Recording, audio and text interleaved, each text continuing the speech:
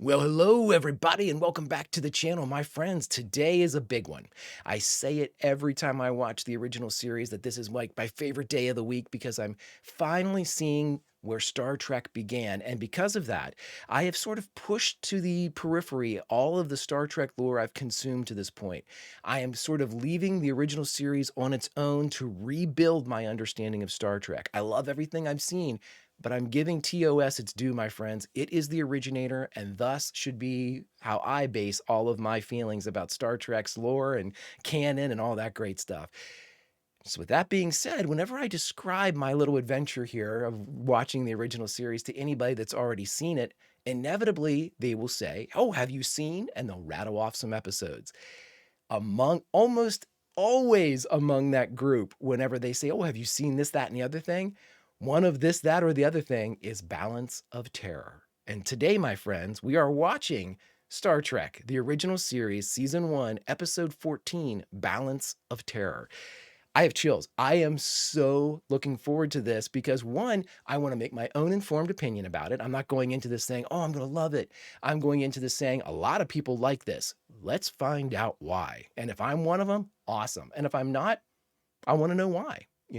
So my friends, let's get ready. And if you could do me a favor, hit that like button, smash that subscribe, and ring that bell for notifications. You'll be alerted anytime we beam up to the Enterprise for any Star Trek or science fiction related material. And of course, if you'd like that material early or in a longer format, the link to the Patreon is in the description, my friends. But all that is then, and this is now. And what is now? Now it's time to watch Star Trek, the original series, Season 1, Episode 14, Balance of Terror. Prepare to engage maximum warp reaction. And away we go.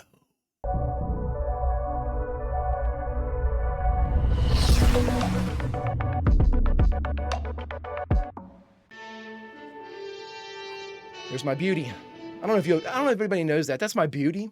Don't gawk. It's my beauty. Here's Janice. This is our last time we'll see her. The ceremony will be carried on all viewing screens, sir. Hey, Scott. Call for you from the bridge. How did you miss that, Jim? Jesus, that guy in the back looks like Trip from Enterprise. No answer from Earth Outpost number 2, Captain. And now number 3's gone silent. Maintain course to Outpost 4. Keep me informed. Kirk out. We have outposts missing?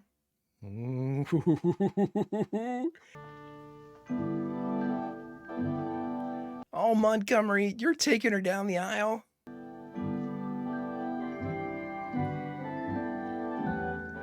Oh, I already love it. Since the days of the first wooden vessels, all shipmasters have had one happy privilege. That of uniting two people in the bonds of matrimony. Oh, I love it. So that you may pledge your... Alert! Alert! All decks! Alert! Alert! Alert! Oh, no. Kirk here. Earth Outpost 4 reports they're under attack. Space vessel, identity unknown. Pull ahead. Attack? All decks, position red. All decks. Oh, I've got chills all over my body. Oh, is this Jim going to tell us about Final Frontier? Okay. Holy smokes. Okay. Couple things I'm going to take away from this. This isn't me trying to foreshadow anything, but there's definitely a problem here. And the problem is, the concern here is we're heading into a situation that is life or death. We've already had star bases go down, Starbase 4 is being attacked. We had Angela and Robert who are going to get married. If I was a writer on this show, and I don't know who wrote this one, do you kill one of them to prove a point so they never get married? That's awful, right? Balance of Terror. Let's do this, my friends. Patrolling outposts guarding the neutral zone between planets Romulus and Remus and the rest of the galaxy received emergency call from Outpost 4. I know Romulus and Remus. Our speed is now maximum, sir.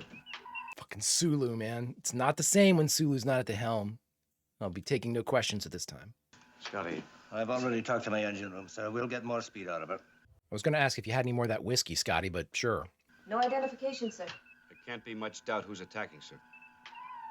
Is this our first Romulans? Great shot. Oh my God, the neutral zone. All All deck standing by, sir. That's a great shot. A line of Earth outpost stations. Constructed on asteroids, they monitor the neutral zone, established by treaty after the Earth-Romulan conflict of over a century ago. Therefore, no human, Romulan, or ally has ever seen the other. The treaty, set by subspace radio, established this neutral zone, entry into which by either side would constitute an act of war. The treaty has been unbroken since that time. We may defend ourselves, but if necessary, to avoid interspace war, both these outposts and this vessel will be considered expendable. Holy shit. So if we intercept Romulans now, After a whole century, what will a Romulan ship look like, Mr. Stiles? Styles, Navigator of the Week. There was a Captain Stiles in the Space Service then. 2 commanders, several junior officers. All lost in that war, sir. Their war, Mr. Stiles. Is it? Styles said, I didn't see no white flag. Both Earth outposts gone, and the asteroids they were constructed on, pulverized. Stakes are high, friends. And I am loving this shit. Open a channel to our nearest command base. Quarter-hour reports on our position.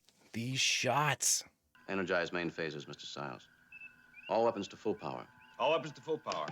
Oh, I love doing this early. Control room. Energize. Oh, Angela's down the phaser control room. Phaser control acknowledging. All weapons energizing to full. Happy wedding day. Almost.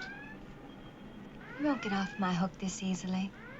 Oh, don't do anything to him. Our weapon show ready. Starboard and midship weapon. I love this. Outpost 4 now 5 minutes away, sir.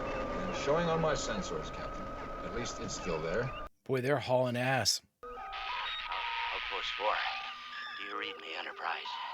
This is Commander Hansen. Hanson. We're minutes away, Hanson. What's your status? Outposts 2, 3, and 8 are gone. 2, 3, and 8. If they hit us again with our deflector shield gone, do you read me, Enterprise? Confirm what hit you, Hanson. What vessel? Identity. Can you locate the intruder for us? Negative. It seems to have disappeared somehow. Oh, they're fucking cloaked. Switching to visual. Tie us in. Hide in, sir. Oh, Hora, you're going to be so necessary, so important. You're always important, but you're going to be more so. Oh my God. We're a mile deep on an asteroid, almost solid iron. And even through our deflectors, it did this. It fired something at us. Some form of high-energy plasma. Oh my God. Enterprise, something coming on our viewing screen. Coming at us fast. Lock us under your screen. Can you see it? Becoming visible. Holy shit. Make challenge. Warn that ship off. Trying to, sir. They don't acknowledge.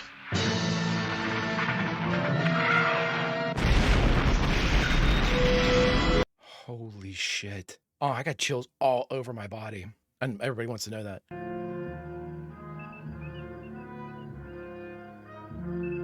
Oh my God. Friends, I had to check. Vincent McKevity directed this one, our guy. Position of the intruder, Mr. Spock. Disappeared. Interesting how they became visible for just a moment. They had to fire. Come on, suss this out, guys. I don't see anything. Invisibility is theoretically possible, Captain. The selective bending of light, but the power cost is enormous. They may have solved that problem.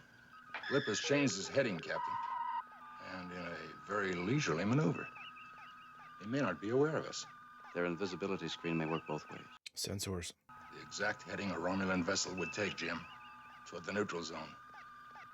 And home. Jim, catch them before they get in there. You and Mr. Sulu will match course and speed with the object on our sensors. Exactly, move for move. If he has sensors, I want him to think that we're a reflection. Cancel battle stations, all decks, standby alert. I'm not sure I would cancel battle stations, but... Mr. Stiles, are you questioning my orders? Negative, sir. I'm pointing out that we could have Romulan spies aboard this ship. I agree, sir. Oh. Picking up communication, sir. Pipe it in. Sounds like code, sir. I have a fix on it. I knew Uhura would be... She's going to be money in this. Get a picture of their bridge. Put it on the screen. Picture their bridge. Oh, they've never seen Romulans before. Oh, shit. That's the guy that plays Spock's dad, isn't it? Oh my God, this show is so amazing. Everybody just staring at Spock. He's like, listen, it's surprised me too. Keep going. Cryptography is working on it, sir. Give it to Spock. Didn't quite get that, Mr. Sam. Nothing, sir. Repeat it. I was suggesting that Mr. Spock could probably translate it for you, sir. I assume you're complimenting Mr. Spock on his ability to decode. I'm not sure, sir. Well, here's one thing you can be sure of, mister. Here we go. Leave any bigotry in your quarters. There's no room for it on the bridge. Do I make myself clear? You do, sir. Jim fucking Kirk, everybody. Transmission has been cut off. I made a tape of it, sir. Very well. Uhura doesn't get shook by that shit. Something visual ahead, Captain. At extreme range. They're gonna be able to see you as soon as they pop out. They saw you. Stay with him, Hal. Turning, sir. Look at that beauty. Ooh, look at that paint job. Commander, it is our judgment we run from a reflection. Perhaps so, but my judgment prevails. He's right. Cloaking devices. It is good we approach the neutral zone. Not too soon for me to see the stars of home. I know they are following. If an Earthship, why does he not attack? Can't see you. First, study the enemy. Seek weakness. If I were their commander, that is what I would do. A message was dispatched. You've broken the rule of silence. Only in code, Commander. To inform our praetor of this glorious mission. Your carelessness might have ended this glorious mission. You're reduced 2 steps in rank. Return to post. Oh. He has friends, and friends of his kind mean power. And power is danger. Danger and I are old companions. I like this guy. And you're in. I find myself wishing for destruction before we can return. I am in awe of this episode, the scene. Continue evasive maneuvers. Now, back to the first course. Wow, so much lore dropped there. The Roman terms, Praetorian, Centurion. Steady on 111 Mark 14. Back on their original course, Captain. Toward the neutral zone. They're daring you, Jim. They need you to attack. We'll enter the neutral zone in less than an hour, sir. We now have aboard debris from Outpost 4, Captain. Bring it to the briefing room. Are you ready, gentlemen? Yeah, analyze this stuff. High energy plasma is what they said the weapon was. This is the hardest substance known to our science. Lab theorizes an enveloping energy plasma. You're discussing tactics. Do you realize what this really comes down to? Millions and millions of lives hanging on what this vessel does next. We have to attack immediately. Explain. They're still on our side of the neutral zone. There would be no doubt that they broke the treaty. Attack without a visible target. These are Romulans. You run away from them and you guarantee war. I mean, Styles is not wrong here. I agree. Attack. We know what they look like. Yes, indeed we do, Mr. Styles. And we know what they've done recently. Then attack becomes even more imperative. War is never imperative, Mr. Spock. It is for them, Doctor. Vulcan, like Earth, had its aggressive, colonizing period. Savage, even by Earth standards. And if the Romulans retain this martial philosophy, then weakness is something we dare not show. You got to engage them. Estimating treaty boundary in 21 minutes. A comet magnitude 7, dead ahead, and the intruder changing course toward it. Toward it. An ionized mass, a trail of frozen vapor particles. And when an object passes through it, even an invisible object, it leaves a visible trail. Prepare to attack. All hands battle stations. Ooh, shit, the bed. Oh, I'm sorry I'm being quiet in this one. I am so invested in this shit. Taking a big gamble, Jim. Bones can't just be like, you know, good luck to everybody. He has to look at Jim and be like, I don't think you're doing the right thing. But let's go. Oh, look at this. Look at this shit. Oh my God, Kirk and Sulu striding towards the bridge. Get the fuck out of here, man. Jim. We'll swing around the other side and catch him. at that moment. Acknowledge, Captain. He's maintaining that bearing, Captain. Unless he assumes you're going to do that. This seems like a lure. Its many particles will obscure their sensing device, Centurion. How good's this guy? Once fully obscured, it will turn suddenly back upon our adversary. At last, the screen is clear, Commander. Clear. Our reflection no longer follows us. Escape maneuver 1, quickly! Jim got you, buddy. If you can knock out that cloaking device, you've got him. Phaser crews ready? Phaser crew signal ready, sir. He'll only be visible for a moment. Stand by. These shots. Sir, nothing in the last moment. He Must have guessed our move. Hard to starboard helm. Yo, my God, this is a cat and mouse game, everybody. Woo! We got 2 chess players.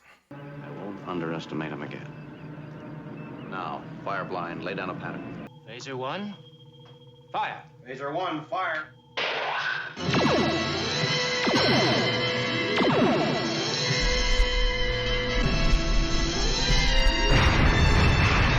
They're working them like depth charges.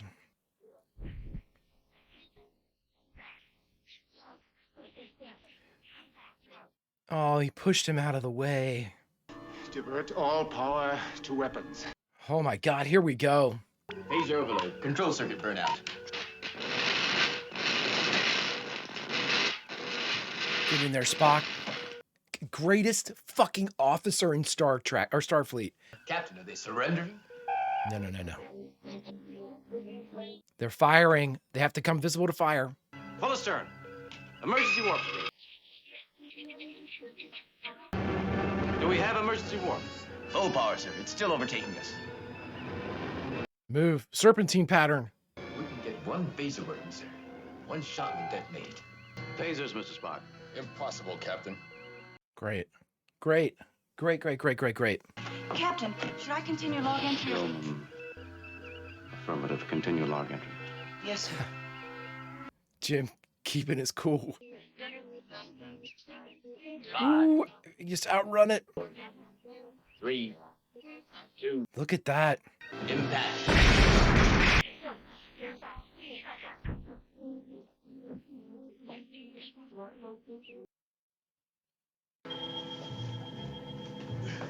Oh no.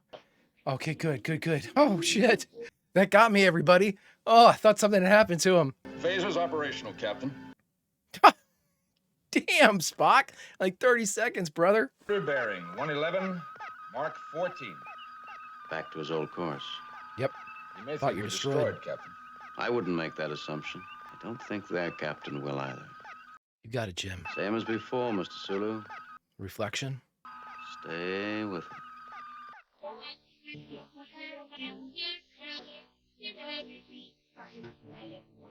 Oh, he's still alive. I don't know why I'm invested in his second in command. F these people. The reflection returns. Activate our cloak. Commander, our fuel runs low. Quickly. Its commander is not one to repeat a mistake. Styles, calm down. We'll enter the neutral zone in 1 minute, Captain. Do we violate the treaty, Captain? They did, Doctor. Once inside, they can claim we did. A setup. They want war, we furnish the provocation. We're still on our side, Captain. Let's get them while we are. Before we enter the neutral zone. Full ahead, Mr. Sulu. Maximum warp. You just got to knock him off course. Our phasers ready? Phasers show ready. Fire. Commander. Evasive action. The Earth ship again. We still don't even have his name yet. 20 seconds to neutral zone, sir. Lieutenant Uhura. Inform command base. In my opinion, no option. On my responsibility. We are proceeding into the neutral zone. Ooh, jeez, oh Pete's, Jim. Mr. Sulu, continue firing. If you can just knock him. I will tend to the Centurion. No need. Centurion is dead. Why don't we fire, Commander? No, he's shrewd, this starship commander. He tries to make us waste energy. It's estimated we have only enough. It is time. All debris into disposal tubes. Yes, Commander. The body of the Centurion, too. Smart. Make it look like you got him. Forgive me, my old friend, but I must use all my experience now to get home. Ooh, I like this guy. I can't help it. I like this guy. Debris scattering ahead, sir. We've hit him. Mr. Spock? Vessel record. Metal molds, conduit, plastiform, and a body, Captain. However, insufficient mass, sir. What? Simple debris. A trick. Go to sensor probes. Nothing, sir. No motion out there at all. We come to a full stop. I just can't believe this is our first like ship-to-ship stuff, and it's amazing. No reaction on our motion sensors, but believe the Romulan vessel to be somewhere close by, with all engines and systems shut down. It's running silent. I must make further repairs on the transfer coil. It's giving out again. All right, Mr. Spock. Work quiet. Vincent McEvity is the director of this. I told you guys, and amazing. My absolute favorite. I say he's been fooled. He must have gone on. Shh. That profile with the three-quarter profile. I feel it. God. Motionless for 9 hours, 47 minutes. Jim. Can I get you something from the galley, sir? Coffee, at least? Thank you, Yola. Bring it to the bridge. I'll be there in a moment. Yes, sir. I'm gonna miss Janice. I really am. I look around that bridge. I see the men waiting for me to make the next move. And Bones, what if I'm wrong? Then you're wrong. I don't really expect an answer. But I've got one. Something I seldom say to a customer, Jim. In this galaxy, there's a mathematical probability of 3 million Earth-type planets. And in all of the universe, 3 million galaxies like this. And in all of that, only one of each of us. Don't destroy the one named Kirk. Bones the philosopher. Look at that beauty. You do anything to my beauty, Romulans, you're gonna have to deal with me. Romulans are like, oh shit, not you. That's right, me. Sulu and Styles are like, we're going nowhere. We are staying to post. No. We have him. Move toward him. Oh, that's gonna look like Spock did that deliberately. Power on. Yep, Styles definitely thinks he did it deliberately. Reverse course. You'll try to slip under it. Matter of course, sir. Coming around, sir. Phasers. Phasers. Lasers, fire. My man looks like the host of Twilight Zone. Was it Rod Sterling? They're in the ballpark. How? He's a sorcerer, that one. He reads the thoughts. He's a sorcerer. We are beaten. To be true. The Praetor's finest and proudest flagship beaten. Take the name James T. Kirk back with you. We have some of the old-style nuclear warheads aboard. Yes, Commander, but only for self-destruction. Place one in with the debris. Proximity fuse. Yes, Commander, at once. Debris on our scanners. Analysis, quickly. Same type as before, sir. Except one metal-cased object. Helm, hard over. Phasers, fire, point blank. Lasers, fire! Oh boy, what have you done to my girl? Oh, you sons of bitches, what have you done to her? They are at our mercy. Commander. I remind you of your duty. I love this guy, man. Who is this Romulan commander? Weapon status. We've only the forward phaser room, Captain. Fully operable, Scotty? Yes, sir. But Specialist Tomlinson is manning it alone. Sir, my first assignment was in weapons control. Go. Nice job, Styles.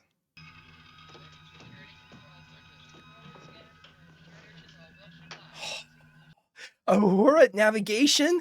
Opera, tears to my eyes. Hold our position. Play dead. Oh, it's a crazy game of poker, Jimmy. A crazy game of poker. I do not trust their captain. We are in the neutral zone. They will not enter. If you refuse, permit me the glory of the kill, Commander. We will attack. But on my order. Will you require any assistance here? This time we'll handle things without your help, Vulcan. You're not going to be able to insult Spock. Tomlinson. Get out of there, guys. Oh boy, that's Robert in there. I'm so worried that those kids aren't going to get married. That's stupid, but I mean... Stand by. Don't let him shoot. Fire. There we go. Fire. Stiles, can you hear me? Fire. Fire. Stiles, can you hear me? Fire. Oh, Spock. Get him out of there, Spock. This reminds me of Wrath of Khan.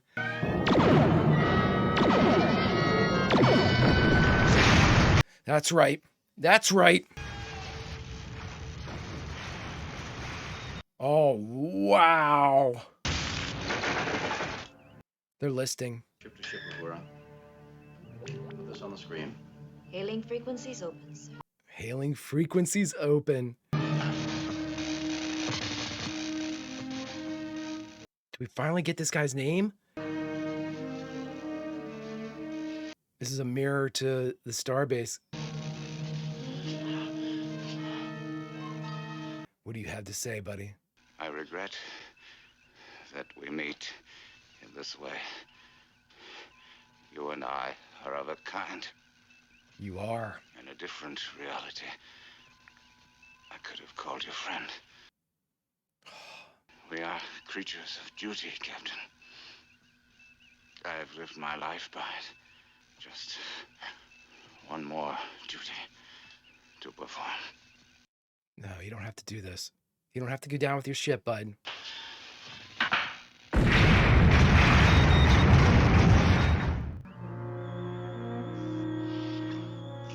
What about Robert? He was down too.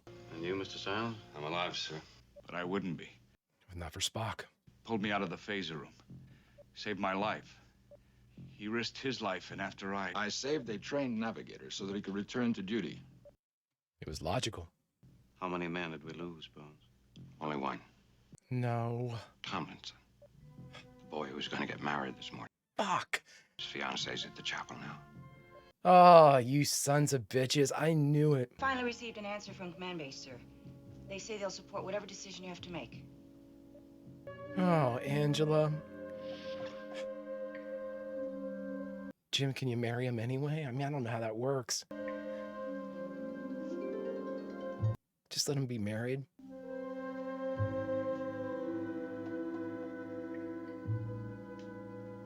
This is tearing me up. Tearing me up, friends. Oh, shit, man. Never makes any sense. We both have to know that there was a reason. He died at his post. I'm all right. He was the only one that didn't. Stiles had to go down to help him. He was the only one that stayed, the only one that made it. Oh, man. Oh, Vincent McEvity, you fucking legend. Paul Schneider, you son of a bitch. Look at that shot. Look at that shot. Oh my God, look at that shot. Oh my God. Wow. Wow. Wow. I don't know what else to say about this one. Holy shit, friends. We just got done watching Star Trek, the original series, Season 1, Episode 14, Balance of Terror. And my friends, the only thing left to do now is to talk about it. All right, friends, I literally just got done saying the outro for the reaction, and I wanted to get right into doing this one. We just watched Star Trek, the original series, Season 1, Episode 14, Balance of Terror.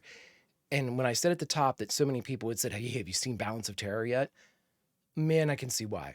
First off, I had to check as soon as we were into that episode and I started seeing like those split shots where it was focused in the back and focused in the fore.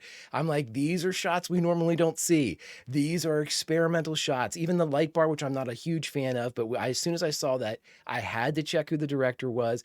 And immediately, this usually should be a Q&A part, but immediately was rewarded by seeing Vincent McEvity, who was the person that also did Miri and did Dagger of the Mind.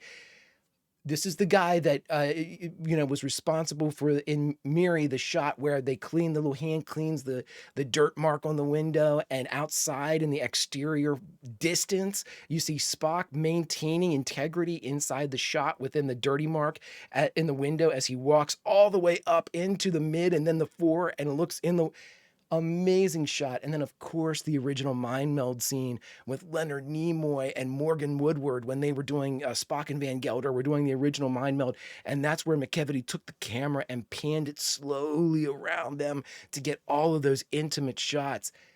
Of course, Balance of Terror is going to be directed by Vincent McKevity. Unreal stuff, my friends.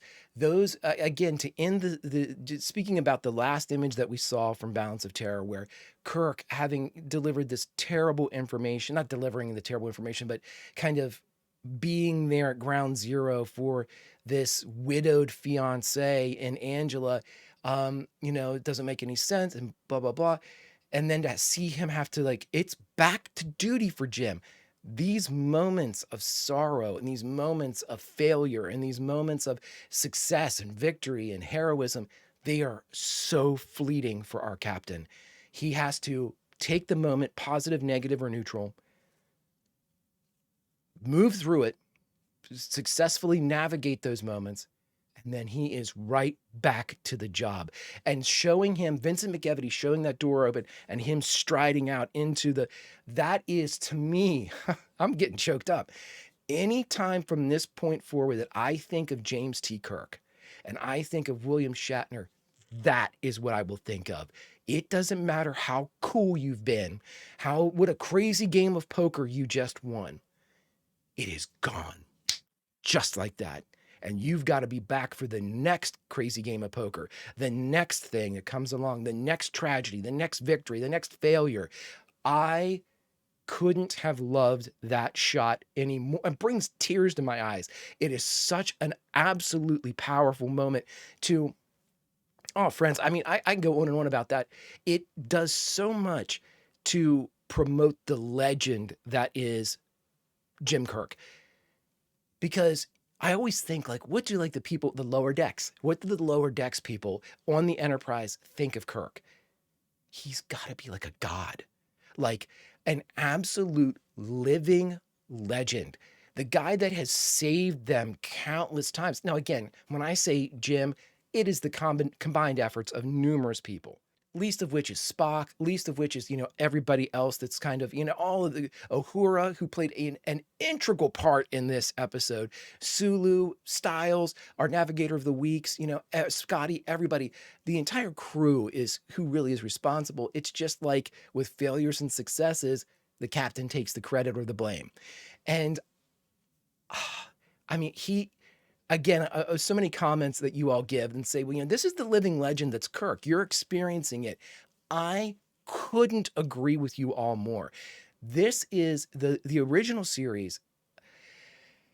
I was always a huge fan of Jim Kirk, always. And again, just to recap, I never saw the motion picture, never saw Star Trek 1, but I've seen all the other movies. And just from those movies in the 80s and into the 90s, that's where my love for Jim Kirk came from. I just thought that he was just such a badass, just so cool.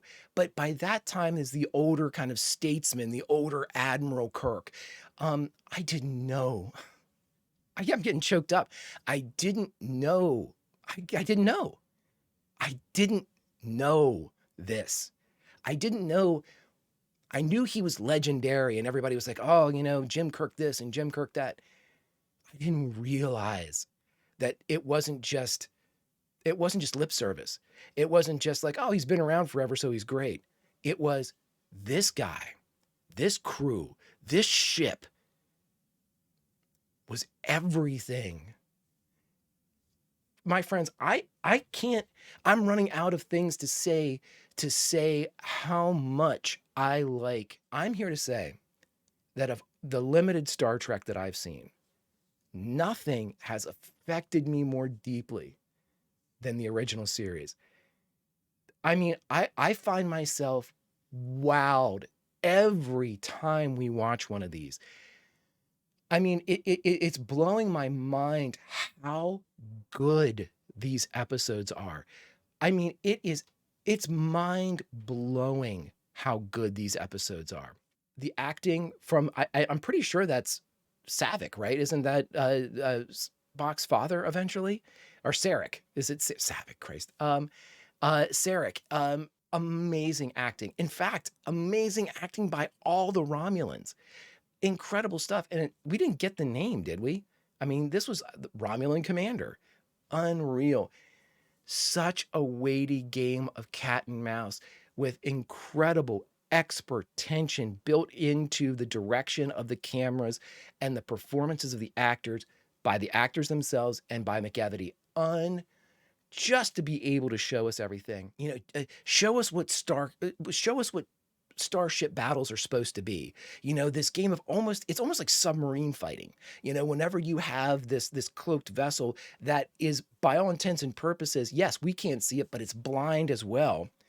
Then you've got to play the mirror game, and then like the phasers looking like depth charges as they go off, kind of with an area of effect. It's. I mean, there had to have been somebody that was. I know that Leonard Nimoy, I believe he served in the Navy. There had to have been some other military personnel or people with military experience on there to kind of, the writer perchance was also to be able to capture that type of tension. And then to show the effects on each side and the chess game that's being played, or poker. Wow. Balance of Terror is absolutely S tier. It's right up there with Corbomite Maneuver. It's right up there with Where No Man Has Gone Before. Incredible. It's getting to the point, my friends, where we get these episodes that are so good that I'm thinking to myself, oh my God, where do I slot this? Where do I put this in play? Do I put it ahead of Corbomite Maneuver? I can't. Corbomite Maneuver was so good, but wait, Balance of Terror was amazing.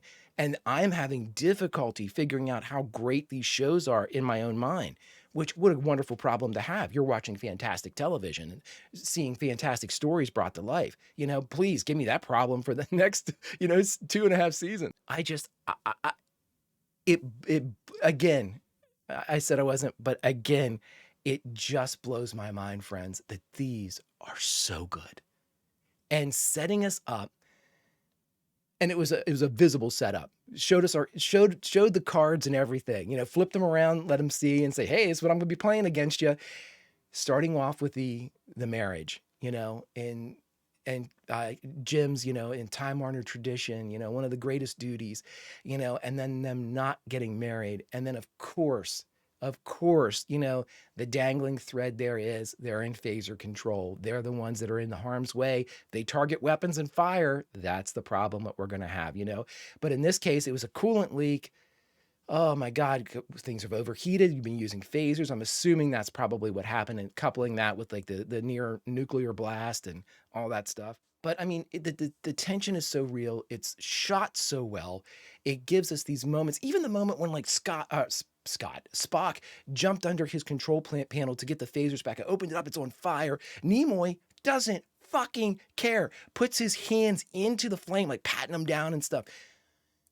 Those little things like that, where it's like, he's not like, oh, it's burning heavens, I don't want to burn my actor fingers or anything like that. He's like, fuck this, I'm Spock, I'm putting my hand in there and getting to work. I mean, amazing stuff. And my friends, I'm going to tell you this, and Where No Man Has Gone Before, since we just mentioned it, or I did, there was that moment at the very beginning when they were having the confrontation in space. And when they didn't know what was going to happen, Gary Mitchell, played by Gary Lockwood, put his hand back and was kind of like sheltering the yeoman behind him, and in any less of an actor, it would be seen as like condescending, like, get behind me, lady, or something like that. Or, hey, everybody who's weaker than me, get behind me. But that's not how it came off. It came off as a like, oh my God, physical contact type of moment, like reaching for someone's hand in the theater, that type of thing. Boy, oh boy, we had another one of those moments on the bridge right before the attack where Janice got so close to Kirk, and Kirk didn't move. Kirk didn't, Kirk normally doesn't like to be in the same space as Janice. And we've heard numerous times how he finds her attractive, but he can't act on any of that stuff. He's the captain. It's against regulations. His love is the Enterprise. We've heard that. We've had that story built up to this moment. And she was so close. And then when they fell together and they were standing kind of profile by profile, I loved that moment.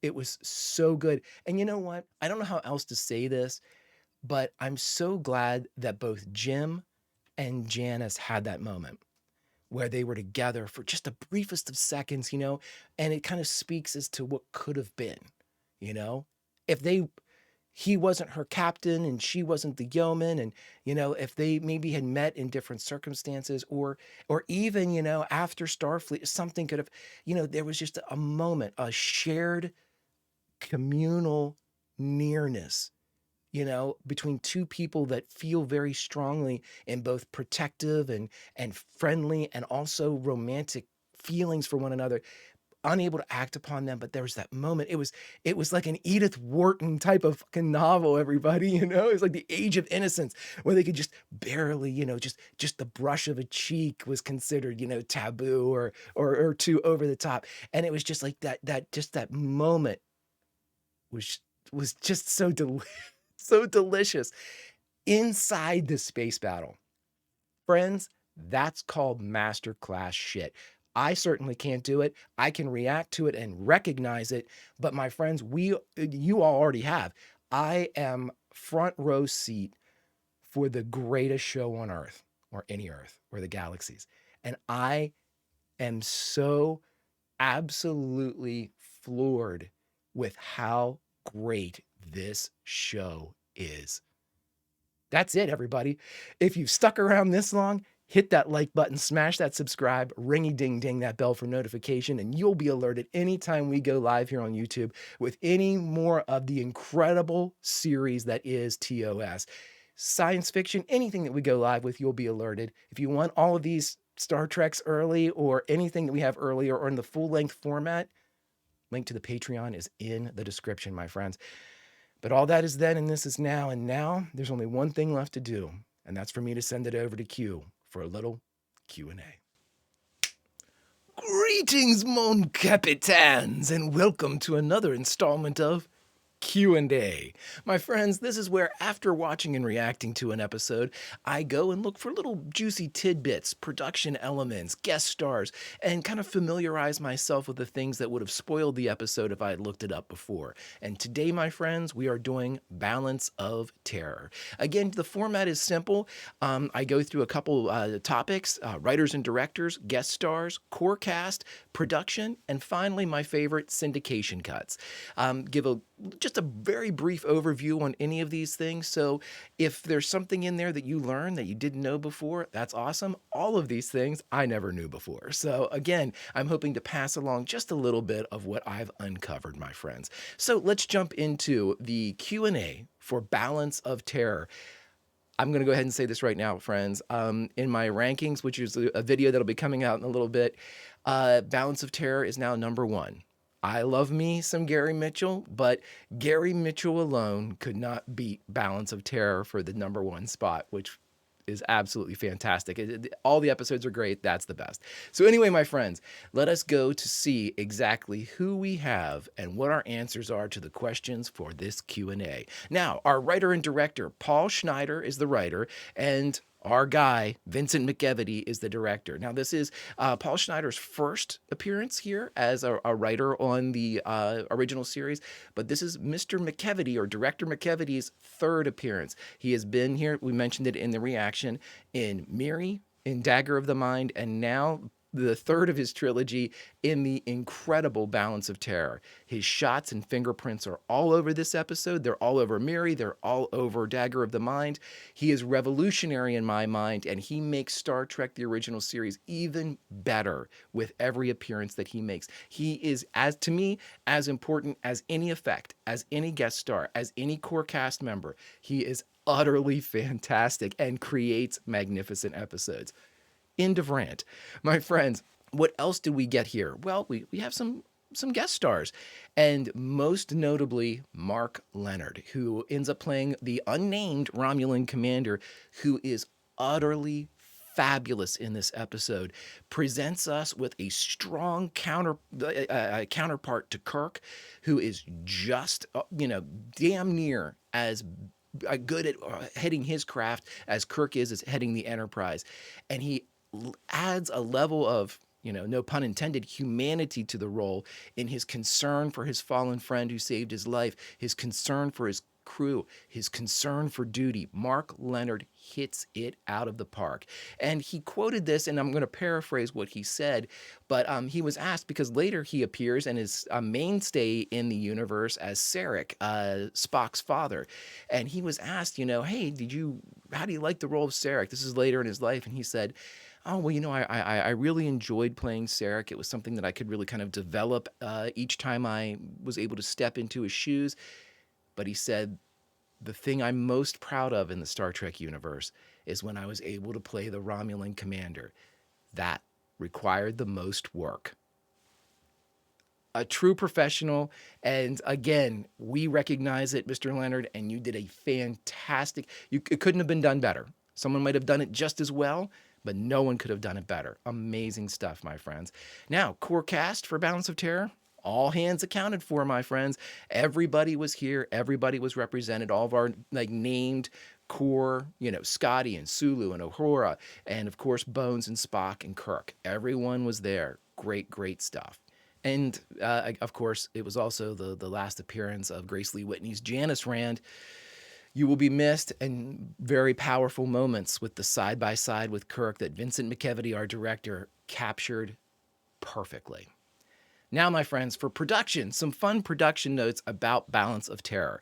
The Romulan helmets worn by everybody except the Romulan commander and the Centurion, his, second in command, were used so they wouldn't have to spend any more money on prosthetic ears. They had to be specially fit and crafted to each actor so they would fit the head shape and the ear shape and everything. And in an effort, a very clever effort to have, kind of reduce some of those costs, the ear costs, they decided to go with the helmets that covered the ears. Very, very well done. Paul Schneider, our writer for this episode, has a huge, huge impact on the Star Trek universe. He is solely credited for the entire creation of the Romulan culture and race. In fact, let me see, John D.F. Black said of Schneider, he was the father of the Romulans, not Gene, not me, not anyone else but Paul Schneider. And when he came up with those characters, they were so wonderful. I mean, they were full. I liked that script a lot. Fantastic. What a mark to leave, and what an introduction to the Star Trek universe. Balance of Terror. You talk about hitting your opus, right out of the gate. Amazing, amazing material that was constructed, long-lasting, and to this day impacts and affects the Star Trek universe in incredibly powerful ways. The Romulans, in every storyline that we've ever heard from the Romulans, you all way more than me, credit to Mr. Schneider. Thank you, sir.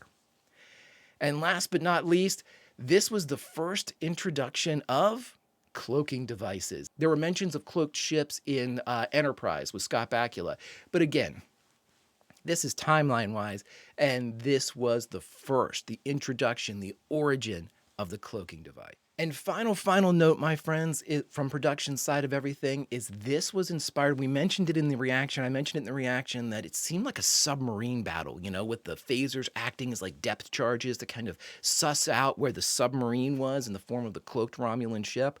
Well, it seems that is exactly what they were going for, as this episode was inspired by a 1957 film called The Enemy Below, which pitted two captains against one another in a submarine duel.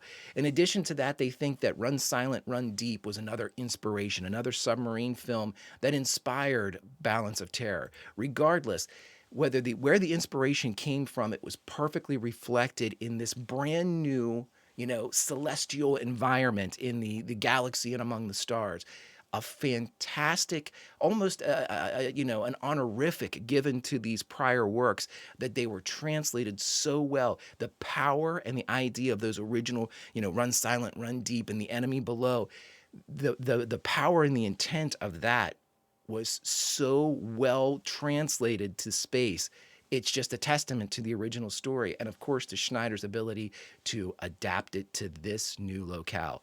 Fantastic stuff, my friends. And finally, syndication cuts. Only one instance of a cut for this, and it was actually a trimming. It wasn't necessarily a cut. They didn't cut a whole scene.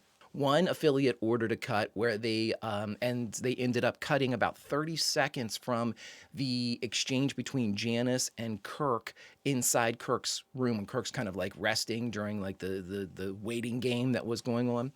And they only cut about 30 seconds off, which I thought was funny, because that's just enough time for one more local commercial, which I'm sure is what they did. But my friends, that was Balance of Terror. That was the fantastic episode written by Paul Schneider and directed by our guy, Vincent McEvity. And of course, these were the little tidbits that I came up with and learned about Balance of Terror. I strongly suggest that everybody go to Memory Alpha, and if you're really into the episode, they have everything from production notes to daily schedules to just about anything that you would need. And also, if anybody is interested, these are the Voyages, Volume 1, which deals with Season 1 of Star Trek, the original series, a fantastic resource that gives a ton of the production information that Q&A just briefly touches on, my friends. But that's all for this edition of Q&A. Until we meet again, my friends, behave.